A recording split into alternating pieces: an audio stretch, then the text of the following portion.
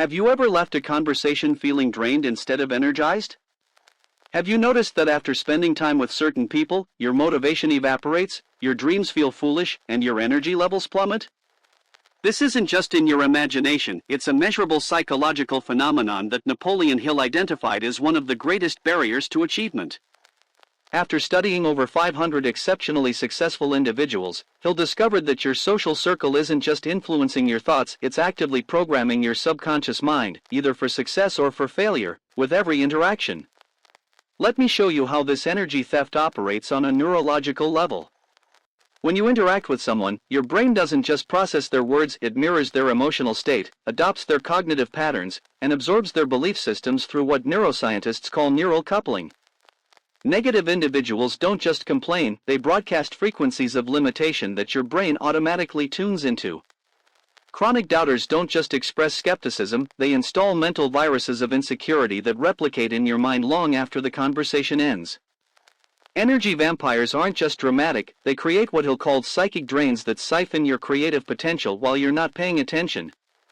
But here's what makes this particularly dangerous: it happens completely beneath your conscious awareness. You might think you're just having a casual conversation with a pessimistic coworker, but your brain is actually downloading their patterns of thinking.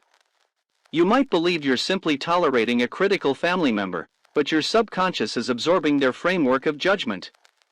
The people you surround yourself with are essentially co-programmers of your mental software, and most people are allowing amateur programmers with malicious code to have administrative access to their minds. Napoleon Hill called this phenomenon the mastermind principle, but what most people miss is that this principle works in both directions. Most teachings focus on the positive aspect, how surrounding yourself with successful people elevates you. But the inverse is equally powerful: surrounding yourself with the wrong people actively drags you down. For every mastermind alliance that creates synergistic success, there's what I call a minor mind entanglement that creates dissipative failure. Let me introduce you to what Hill identified as the 5 energy thieves that exist in most social circles. The first is the dream assassin, the person who responds to your ambitions with "be realistic" and "that's impossible." The second is the complaint magnet, the individual who constantly focuses on problems without seeking solutions. The third is the drama generator, the person who creates chaos and emotional turbulence everywhere they go. The fourth is the subtle competitor, the friend or colleague who secretly resists your growth because it triggers their own insecurities. The fifth is the comfortable quitter, the person who has abandoned their own dreams and unconsciously wants you to abandon yours too.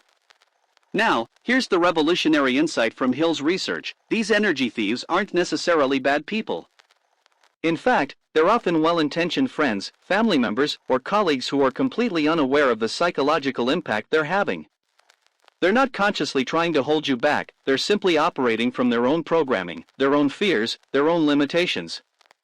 The problem isn't their character, it's their consciousness level. And when you interact with low-consciousness individuals, you don't just hear their words, you download their consciousness operating system. But understanding the problem is only half the battle. Let me give you Hill's exact framework for what he called energetic sovereignty, the practice of maintaining your vibrational frequency regardless of who you're interacting with. This isn't about abandoning everyone in your life, it's about developing what Hill called psychological immunity that allows you to interact without absorbing. The first component is what I call frequency awareness. Before every interaction, check your energetic state.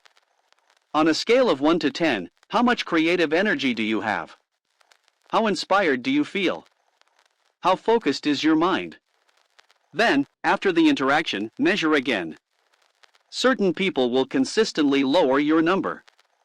Others will elevate it. This isn't mystical thinking, it's practical energy accounting. The second component is conversational filtering. Most people listen to content, the actual words being spoken. The energetically sovereign listen to context, the underlying frequency being transmitted. When someone says, "that's a risky idea," the content might seem reasonable, but the context is fear. When someone says, "let me play devil's advocate," the content might seem helpful, but the context is opposition. Learn to filter conversations not just for what is said, but for what frequency is being broadcast. The third component is time allocation proportionality. He'll discover that successful people don't just choose who they spend time with, they're strategic about how much time they spend with each person. Someone who elevates your energy might deserve hours of your week. Someone who drains your energy might deserve minutes. Most people reverse this proportionality, giving their best energy to people who deplete it while rushing through interactions with those who replenish it. The fourth component is energetic hygiene. Just as you shower physically after being in a dirty environment, you need to shower energetically after being in draining situations. He'll recommended specific practices: silence immersion after noisy interactions, nature exposure after artificial environments, creative expression after analytical tasks, and what he called vision realignment, reconnecting with your purpose after conversations that distracted you from it. The fifth component is what he'll consider the master skill: selective vulnerability. Most people are either completely open, and therefore vulnerable to every energy, or completely closed, and therefore isolated from all energy. The art is in becoming selectively vulnerable, open to inspiration but closed to despair, receptive to wisdom but resistant to nonsense, permeable to love but impermeable to fear. Now, let's address the most challenging aspect: dealing with energy thieves you can't simply avoid: family members, co-workers, necessary relationships. This is where Hill's concept of the psychological membrane becomes crucial. Imagine yourself surrounded by a semi-permeable membrane that allows positive energy to enter but filters negative energy out. This isn't about building walls, it's about installing intelligent filters. I want to share Maria's story because it illustrates this transformation perfectly. Maria was an aspiring entrepreneur surrounded by well-meaning but fearful family members. Every family gathering became an unconscious sabotage session where her relatives' anxieties became her mental baggage.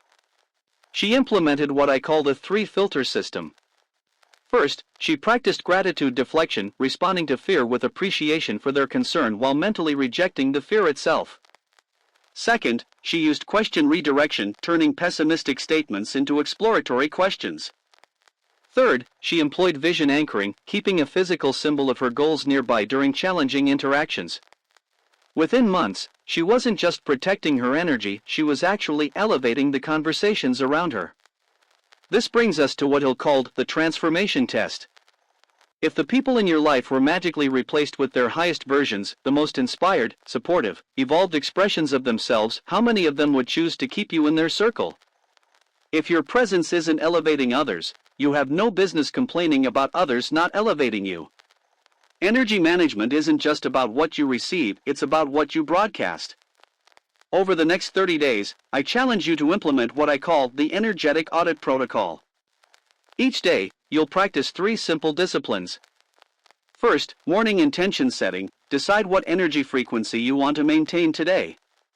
Second, interaction tracking: after each significant interaction, note whether it elevated or depleted your energy. Third, evening cleansing: use Hill's recommended practices to reset your energy baseline. What you'll discover is what Hill described as the Great Energetic Awakening. The people around you aren't just influencing your success, they're actively co-creating it or preventing it with every interaction. Your social circle isn't background noise in your life, it's the programming language of your subconscious mind. The person who achieves extraordinary results isn't necessarily more disciplined or intelligent than you. They've simply become the guardian of their mental and emotional environment. They understand that great achievement requires great energy, and great energy requires vigilant protection from energetic drains.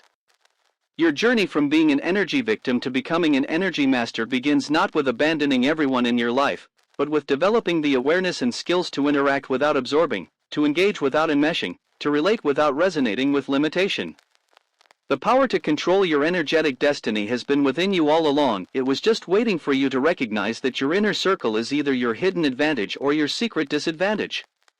The choice is yours: continue allowing unconscious energy transfers to dictate your potential, or become the conscious curator of your psychological environment. The mastermind principle awaits your conscious application. Will you use it to build your dreams, or will you continue allowing minor mind entanglements to dismantle them?